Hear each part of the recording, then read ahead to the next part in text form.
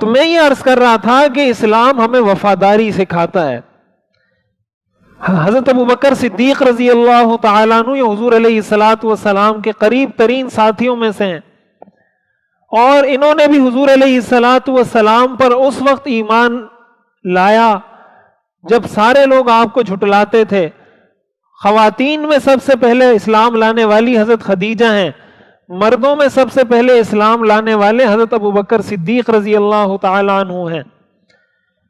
حضرت عمر رضی اللہ تعالیٰ عنہ کے ساتھ حضرت ابوبکر کا ایک مرتبہ کوئی تلخ کلامی ہو گئی، کسی بات پر بیٹھے بیٹھے آپس میں ایک دوسرے کے ساتھ تلخ کلامی ہو گئی.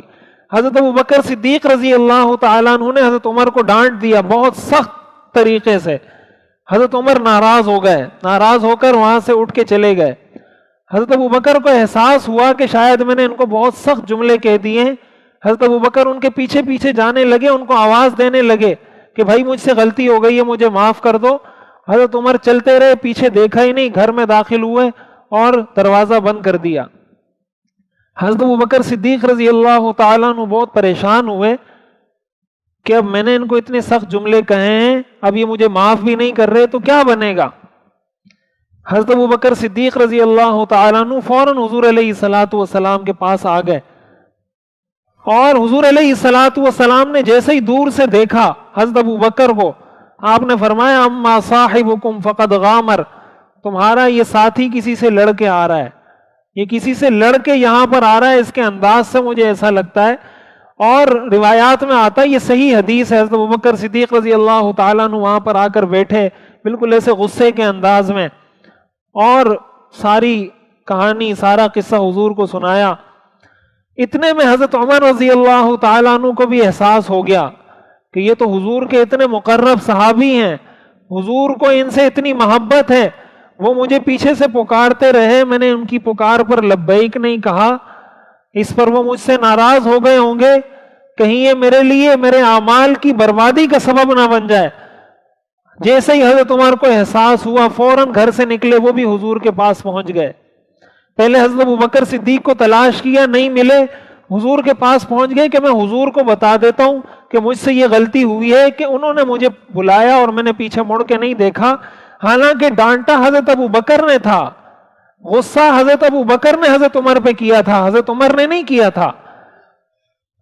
جب حضرت عمر حضور علیہ الصلوۃ والسلام کے پاس آئے، حدیث شریف میں آتا ہے حضور علیہ الصلوۃ والسلام کا رنگ سرخ ہو گیا، اور غصے سے آپ نے فرمایا هل انتم تارکو لی صاحبی، کیا تم میرا یہ ایک دوست میرے لیے چھوڑو گے؟ کیا اس میرے ایک دوست کی تم مدارات، اس کا خیال رکھنا گوارا کرو گے؟ اور پھر آپ نے حضرت ابوبکر کے بارے میں فرمایا اس نے اس وقت میری تصدیق کی جب تم لوگ مجھے جھٹلاتے تھے، اس نے اس وقت اپنے مال سے میری مدد کی جب تم لوگوں نے مجھے محروم کر دیا تھا، اس نے اس وقت مجھ پر ایمان لایا جب ساری دنیا میرا انکار کرتی تھی. حضرت ابوبکر فرماتے ہیں حضور اتنا غصہ ہوئے کہ میں بار بار حضور کو کہنے لگا انا کنت ازلم، یا رسول اللہ میں نے ظلم کیا، انہوں نے نہیں کیا، میں نے ظلم کیا، انہوں نے نہیں کیا، آپ مجھے ڈانٹیں ان کو نہ ڈانٹیں. وہ کہہ رہے ہیں میں بار بار حضور سے یہ کہہ رہا ہوں، حضور علیہ الصلوۃ والسلام حضرت عمر کو ڈانٹ رہے ہیں. صرف کس وجہ سے؟ وفاداری کی وجہ سے. حضور کے ساتھ حضرت ابوبکر نے وفاداری کی تھی تو آپ نے بھی ان کے ساتھ وفاداری کی ہے. جب فتح مکہ ہوا، حضور علیہ الصلوۃ والسلام تشریف لائے، حضرت ابوبکر صدیق رضی اللہ تعالیٰ عنہ کے والد ابو قحافہ وہ کافر تھے. اس وقت ان کے دل میں آیا کہ میں اسلام قبول کروں. حضرت ابوبکر صدیق رضی اللہ تعالیٰ عنہ اپنے والد کو لے کر حضور کی خدمت میں حاضر ہوئے کہ یا رسول اللہ یہ میرے والد ہیں اور اسلام قبول کرنا چاہتے ہیں.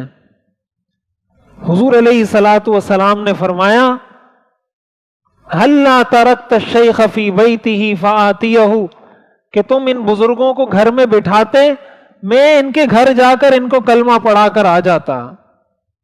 حضرت ابوبکر نے فرمایا ہوا احق، ان کا حق بنتا ہے کہ آپ کے پاس آئیں، آپ کا حق نہیں بنتا کہ آپ ان کے پاس جائیں. حضور نے یہ کیوں فرمایا کہ آپ ان کو گھر میں چھوڑتے، میں ان کے پاس گھر میں جاتا؟